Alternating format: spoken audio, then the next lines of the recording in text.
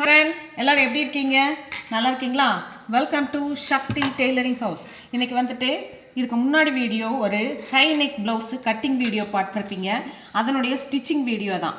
இந்த ஸ்டிச்சிங் வீடியோவில் ஃபஸ்ட்டு நம்ம என்ன பண்ண போகிறோம் அப்படின்னு சொன்னால், இதுக்கான கேன்வாஸ் கிளாத்து ஃபஸ்ட்டு கட் பண்ணி எடுத்துக்கலாம். இந்த காலருக்கு கேன்வாஸ் கிளாத்து இதை அப்படியே போட்டுடுங்க. நான் வந்து லைனிங் கிளாத்தையும் மெயின் ஃபேப்ரிக்கையும் வச்சு ஒரு ஸ்டிச் பண்ணியிருக்கேன், லாங் ஸ்டிச்சு. இதை அப்படியே போட்டு ஒரு மார்க் பண்ணிடுங்க. அப்படியே அது எப்படி இருக்கோ அதே மாதிரி ஒரு மார்க்கு அதனோட எட்ஜ்லேயே பண்ணிட்டு வாங்க. இந்த மாதிரி பண்ணிட்டு வந்துடுங்க. இங்கே எவ்வளோ தூரம் இருக்கோ அந்த அளவுக்கு மார்க் பண்ணி இதையும் இது பண்ணிடுங்க. இப்போது நீங்கள் இதை எடுத்துருங்க. எடுத்துட்டு அடுத்து ஒரு 1/4 இன்ச் டிஸ்டன்ஸில் அடுத்து இன்னொரு கோடு அப்படியே போட்டுட்டு வாங்க.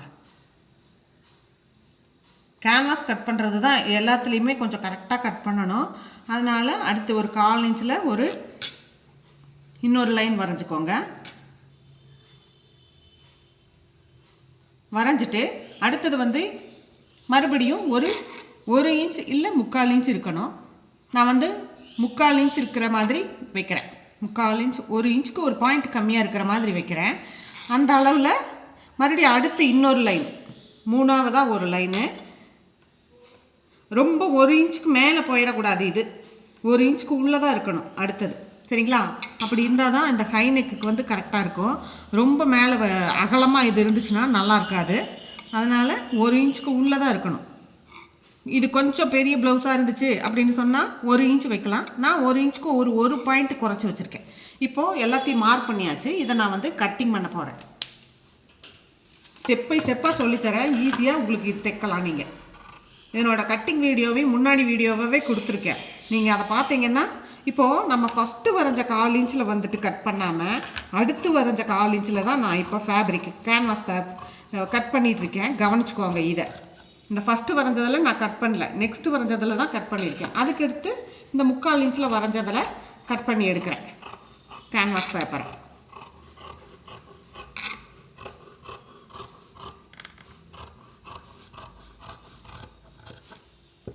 இப்போது கரெக்டான அளவு தான் நம்ம கட் பண்ணி வச்சுருக்கிறதுனால அந்த அளவோடு இதை கட் பண்ணி எடுத்துடலாம். எடுத்துட்டு இதை நம்ம இப்போது 2ஆக கட் பண்ணிடலாம்.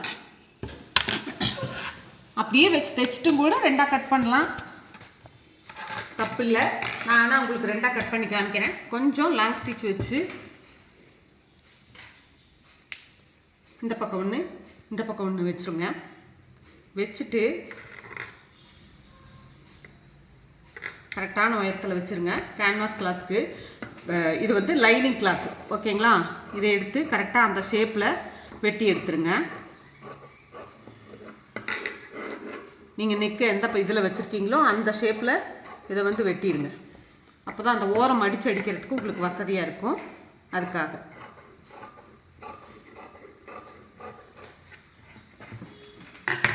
அடுத்து இதை வந்து நம்ம அப்படியே வச்சு ஸ்டிச் பண்ணலாம். கரெக்டாக இந்த ஓரம் அடிக்கி குடிப்போம் இல்லையா, இந்த ஓரம் இருக்குது இல்லையா, இதை வந்து இப்படி கொடுத்து இப்படியே நம்ம ஒரு ஸ்டிச் போட்டுவிடணும். ஃபஸ்ட்டு கேன்வாஸில் இந்த ஓரத்தில் ஒரு ஸ்டிச் போட்டுவிடுங்க. இதுக்கு கொஞ்சம் நீங்கள் லாங் ஸ்டிச்சே வச்சுக்கலாம், சின்ன ஸ்டிச்சு தான் வேணுன்றது இல்லை. அப்படியே அதே ஸ்டிச்லேயே தைக்கிறவங்களும் தைக்கலாம், தப்பு கிடையாது. சரிங்களா? இந்த மாதிரி கரெக்டாக வளைச்சி அந்த கேன்வாஸ் இருக்கிற அந்த அளவுக்கு அந்த மாதிரியே தைச்சி கொடுங்க.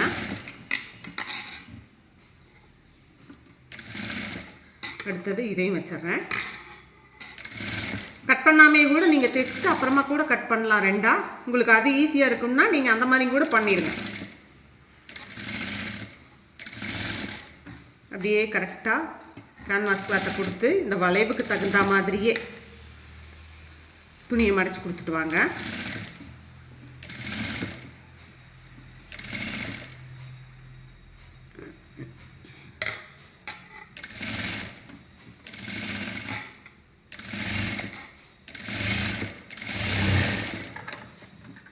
மடித்து கொடுத்தாச்சு. இப்போ நம்ம வந்துட்டு இதையும் இந்த கேன்வாஸ்லேருந்து ஒரு 1/4 இன்ச் துணியை விட்டு கட் பண்ணணும். ஒண்டை கட் பண்ணிடாதீங்க, ரொம்ப எட்ஜில் கட் பண்ணிடாதீங்க. ஒரு 1/4 இன்ச்சு இது தையலுக்கு தேவை. அதுக்காக ஒரு 1/4 இன்ச் விட்டு இதை கட் பண்ணி எடுங்க. கேன்வாஸை வச்சு தைச்சதுக்கப்புறமா ஒரு 1/4 இன்ச் விட்டு இதை கட் பண்ணி எடுங்க. நம்ம இந்த கழுத்து ரொம்ப கஷ்டமோ அப்படின்ட்டு எல்லாம் பிகினர்ஸ் எல்லாம் யோசிச்சுட்டு இருப்பீங்க. அப்படி கிடையாது, சுலபந்தான் அப்படின்றதுக்காக தான் நான் உங்களுக்கு இதை சொல்லித்தரேன். ஈஸியான மெத்தடில் சொல்லித்தரேன். இப்போ இதை நம்ம 2ஆக கட் பண்ணி எடுத்துடலாம். கட் பண்ணி எடுத்துட்டு அடுத்து ஸ்டிச்சு. இது என்ன பண்ணுறோன்னா, ஃப்ரண்ட்டில்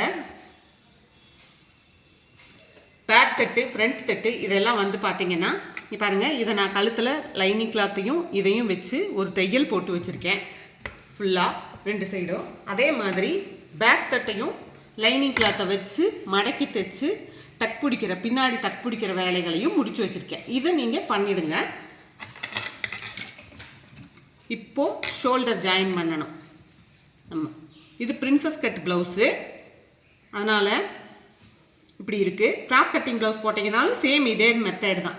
இப்போ ஷோல்டர் வந்து நம்ம எந்த இடத்துல கட் பண்ணியிருக்கோமோ இந்த இடம் தான் இதனோட ஷோல்டர் முடியுது. இங்கே வந்து இதனோட ஷோல்டர் நான் இந்த இடத்துல கட் கொடுத்துருக்கேன், உங்களுக்கு வீடியோவில் தெரியாதுன்னு நினைக்கிறேன். இதோட இது முடியுது.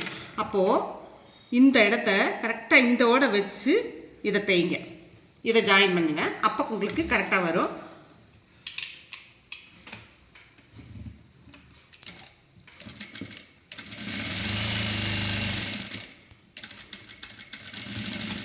ஓகே, அடுத்தது இந்த பக்கத்துக்கு அதே மாதிரி இந்த நெக்கையும் எடுத்துருங்க. எடுத்துட்டு இங்கே கரெக்டாக இந்த இடத்துல வச்சு இந்த கட் கொடுத்துருக்கிற இடம் எங்கே இருக்குது கரெக்டாக வச்சுக்கோங்க. கட் கொடுத்துருக்கிறது இதில் வந்து இந்த இடத்துல கொடுத்துருக்கேன். இது கட் பண்ணும்போதே இந்த கட் வந்து கரெக்டாக கொடுத்து வச்சுக்கோங்க, உங்களுக்கு ஈஸியாக இருக்கும். இப்போ இந்த ஷோல்டரையும் இந்த பக்கமும் நம்ம ஜாயின் பண்ணிடலாம்.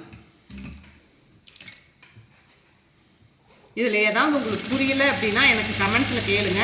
நான் ஈஸியாக பிகினர்ஸ்க்கு புரிகிற மாதிரி தான் இப்போ சொல்லிகிட்ருக்கேன். புரியாதவங்க கமெண்ட்ஸில் கேளுங்க. இப்போதை நான் வந்துட்டு டபுள் ஸ்டிச் போட்டுக்கிறேன். 2 ஷோல்டரையுமே டபுள் ஸ்டிச் போட்டு எடுத்துக்கிறேன்.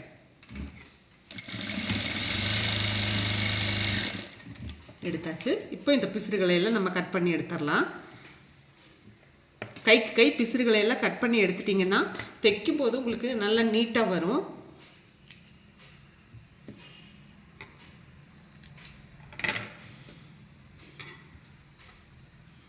இப்போது இது இப்படி இருக்குது.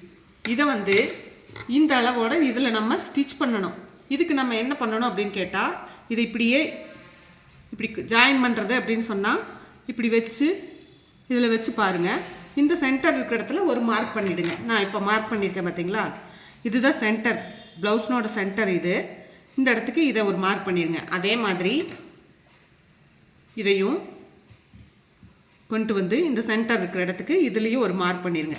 இந்த 2ஐயும் சேர்த்து இப்போது நம்ம மார்க் பண்ணணும் இல்லையா, இந்த 2 இருக்கு இல்லைங்களா, இது 2ஐயும் சேர்த்து கரெக்டாக வச்சு இந்த பக்கமும் இந்த பக்கமும் கரெக்டாக வச்சு ஒரு 2 தையல் போடுங்க, ஸ்ட்ராங்காக போடுங்க. இந்த இடத்துல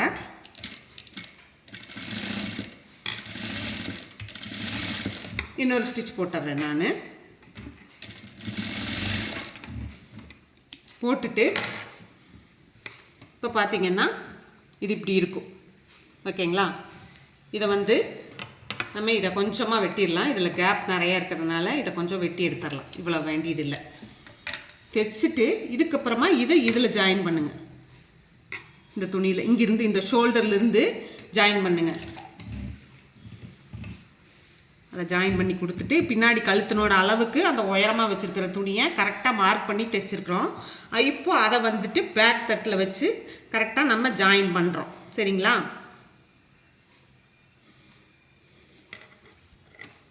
ரொம்ப இழுத்து பிடிச்ச மாதிரியும் வச்சிட வேண்டாம், லூஸாகவும் விட்டு தைக்க வேண்டாம். கரெக்டாக வச்சு தைச்சிட்டு வாங்க, கச்சிதமாக உங்களுக்கு நல்லா வரும். இந்த இடத்துல கொஞ்சம் வளைச்சி வரும், அதனால் கொஞ்சம் நிதானமாக தைங்க.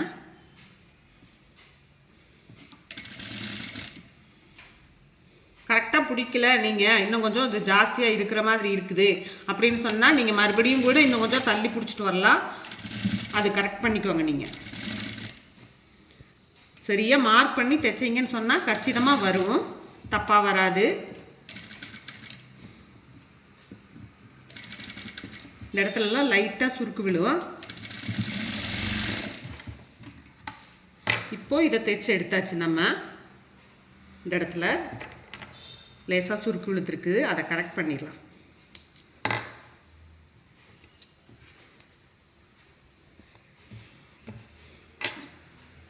இந்த இடத்துல லைட்டாக சுருக்கு விழாத மாதிரி தைங்க கொஞ்சம், அப்போ தான் உங்களுக்கு நல்லாயிருக்கும் ப்ளவுஸு. இது அளவு வந்து கொஞ்சம் ஜாஸ்தியாக இருந்துச்சு அப்படின்னு சொன்னால் நீங்கள் வந்து இதை கரெக்ட் பண்ணிடுங்க. இந்த இடத்துல மறுபடியும் டக் பிடிச்சிங்க அப்படின்னு சொன்னால் இது வந்து இந்த சுருக்கு விழாது. இப்போ நான் இதை வந்துட்டு இப்படி வந்துருச்சு அப்படின்னு சொன்னால் என்ன செய்கிறது அப்படின்றத நான் உங்களுக்கு காமிக்கிறேன் பாருங்கள். இப்படி வந்துருச்சு அப்படின்னா பிரிச்சுருங்க. இது வரைக்கும் பிரிச்சுட்டு அப்படியே பிரிச்சுருங்க. பிரிச்சுட்டு இதை மறுபடியும் ஒரு நூல் தள்ளி அடிங்க. கொஞ்சமாக தள்ளி அடிங்க. லைட்டான சுருக்கு தானே விழுந்துச்சு இல்லைங்களா, அதனால் கொஞ்சோண்டு ஒரு 1/4 இன்ச்சுக்கும் கம்மியாக இன்னும் கொஞ்சம் தள்ளி நம்ம ஒரு தையல் போடுவோம். இப்போ போட்டு தைக்கும்போது உங்களுக்கு இன்னும் கொஞ்சம் கரெக்டாக வந்துடும். சரிங்களா?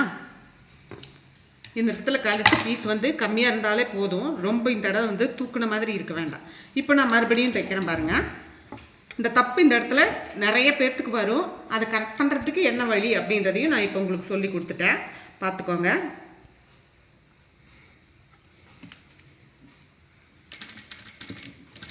இப்போது இது அப்படியே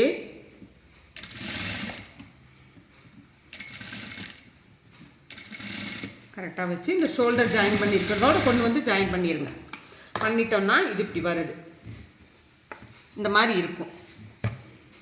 இதில் நம்ம என்ன பண்ணுறோம் அப்படின்னு சொன்னால், இது இந்த ஹை நெக்கு இந்த இடத்துல இந்த மாதிரி இருக்கும். இந்த நூல்களை எல்லாம் வெட்டி எடுத்துடலாம். நம்ம இதில் நம்ம என்ன பண்ணுறோம் அப்படின்னு சொன்னால், இப்போ இந்த கேன்வாஸ் கிளாத் இருக்குது இல்லைங்களா, இதை ஜாயின் பண்ணணும். இப்படி மேல் பக்கம் வச்சு உள்ளே திருப்புற மாதிரி ஜாயின் பண்ணணும். இந்த அளவையும் இந்த கேன்வாஸ் கிளாத்தையும் கரெக்டாக நம்ம மார்க் பண்ணி பென்சிலில் மார்க் பண்ணி ஜாயின் பண்ணிக்கணும் மறுபடியும். இப்போ இப்படி வச்சு இப்படியே நீங்கள் கொண்டுட்டு வந்தீங்க அப்படின்னு சொன்னால் இது எவ்வளோ தூரம் வருது அப்படின்றத பார்த்து கரெக்டாக அதில் நீங்கள் ஜாயின் கொடுக்கணும். இல்லை கரெக்டாக இருக்குது, ஓகேங்களா? அதே மாதிரி இந்த பக்கமும் கரெக்டாக இருக்குதா அப்படின்றத நம்ம பார்த்துக்கலாம். அப்படியே வச்சு பார்த்துட்டு வாங்க.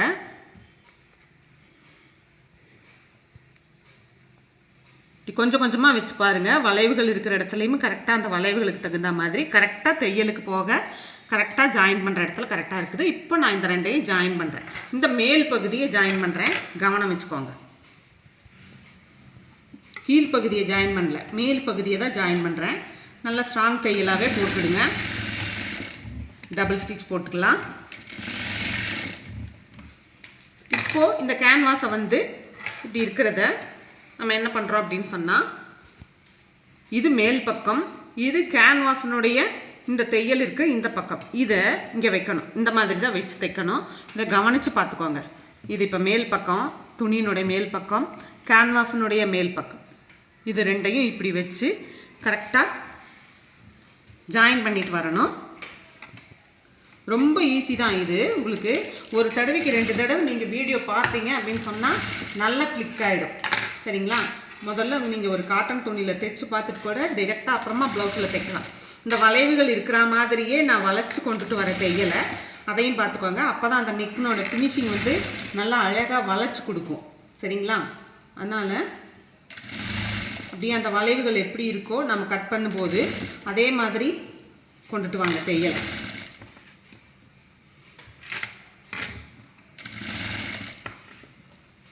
இழுத்து பிடிக்காமல் கரெக்டான லெவலில் விட்டு தைச்சிட்டு வாங்க.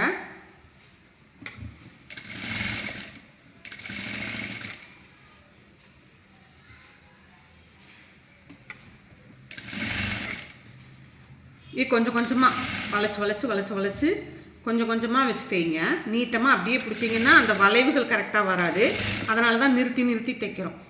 கழுத்தினோட வளைவு நம்ம எந்த அளவுக்கு அழகாக வரைஞ்சிருக்கிறோமோ அதே அளவுக்கு ஃபினிஷிங் வந்து ஸ்டிச்சிங்கில் வரணும் அப்படின்னா நம்ம நிறுத்தி தைக்கணும். அப்போ தான் ஸ்டிச்சிங்கில் வந்துட்டு அந்த கழுத்தினோட வளைவு வந்து அழகாக வரும். இந்த இடம் போடும்போது இது ரொம்ப நல்லாயிருக்கும் பார்க்க.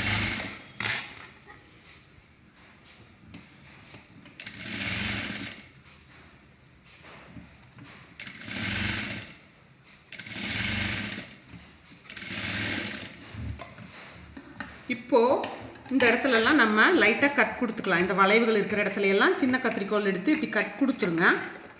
கொடுத்தீங்கன்னா தான் திருப்பி தைக்கும்போது உங்களுக்கு நல்லா ஃபினிஷிங் கொடுக்கும். இந்த வளைவுகள் இது எல்லாமே ஃபுல் அண்ட் ஃபுல் வளைவுகள் இருக்குது இந்த ப்ளவுஸில். அதே மாதிரி ஃப்ரண்ட்லேயும் மேலேருந்தே இருக்குது.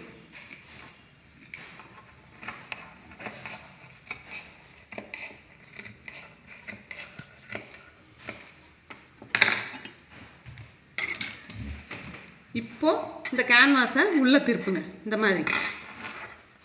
மாதிரி திருப்பி நகத்தில் கீறிக்கோங்க. இந்த கேன்வாஸை உள்ளே திருப்பிடுங்க. திருப்பிட்டு மேலே நீங்கள் படிமான தையல் போடுற மாதிரி இருந்தால் தையல் போடலாம். அப்படி இல்லை அப்படின்னா அப்படியே நீங்கள் லாங் ஸ்டிச் போட்டுக்கலாம். நான் வந்து ஒரு தையல் படிமான தையல் போட்டுவிட்றேன். அப்போது நல்லாயிருக்கும். இது கொஞ்சம் ஃபினிஷிங் நல்லாயிருக்கும். அப்படியே நீங்கள் ஹெம்மிங் பண்ணுறதுக்கு லாங் ஸ்டிச் போடுறதுனாலும் போட்டுடலாம். அதனாலையும் தப்பு இல்லை. சரிங்களா? நல்லா அயன் பண்ணி விட்டுட்டு ஒரு லாங் ஸ்டிச் போட்டுட்டிங்கன்னாலும் நல்லா வரும் ப்ளவுஸு. இந்த இடத்துல பைப்பிங் கொடுக்கறதுனாலும் கொடுக்கலாம். வேறு அந்த சாரீ கலரில் பைப்பிங் கொடுத்து இன்னும் கொஞ்சம் ப்ளவுஸை ஹைலைட் பண்ணலாம். எல்லாமே நம்மளோட க்ரியேட்டிவிட்டியில் தான் இருக்குது. சரிங்களா? இந்த இடமெல்லாம் வளைவெல்லாம் கரெக்டாக இழுத்து விட்டு நான் கரெக்டாக இது கொடுக்குறேன். நம்ம எப்படி தைச்சிருக்கோமோ அதுக்கு தகுந்த மாதிரி அந்த கேன்வாஸ் கிளாத் மேலே வராமல் அப்படியே மடித்து உள்ளே கொடுத்து ஒரு படிமான தையல் போட்டுகிட்டே வரேன். நான் சொன்ன மாதிரி இது வந்து ஒரு மீடியம் ப்ளவுஸ் சைஸ் ப்ளவுஸ் அப்படின்றதுனால இது ஒரு 3/4 இன்ச் இருந்தால் போதும். இதுவே வந்து கொஞ்சம் பெரிய சைஸ் ப்ளவுஸாக இருந்துச்சு அப்படின்னு சொன்னால் நீங்கள் 1 இன்ச் கூட வச்சுக்கோங்க. இந்த காலர்னுடைய அகலத்தை. காலர் கிடையாது, இது ஹைநெக்.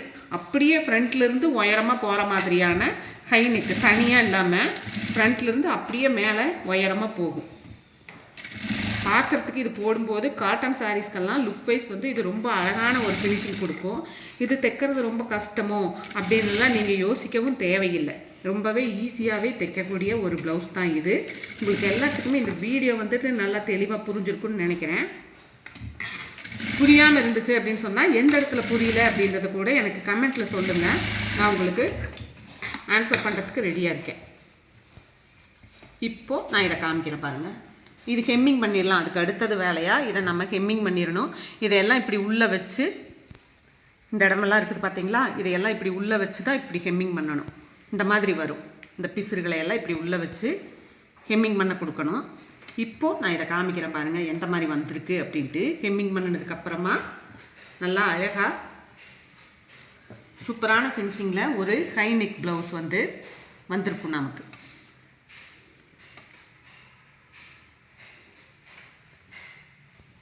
நல்லா இது போடும்போது இந்த இடம் நல்லா அகலமாக இந்த மாதிரி க்ளோஸ்டாக வரும். பார்க்குறதுக்கு ஃபினிஷிங் செமையாக இருக்கும். இது உங்களுக்கும் ரொம்ப ஈஸியாக இருக்கும்னு நினைக்கிறேன். இதில் ஏதாவது புரியலன்னா எனக்கு கண்டிப்பாக கமெண்ட்டில் கேளுங்க. வீடியோ பார்த்த எல்லாத்துக்குமே ரொம்ப நன்றி. தேங்க்யூ.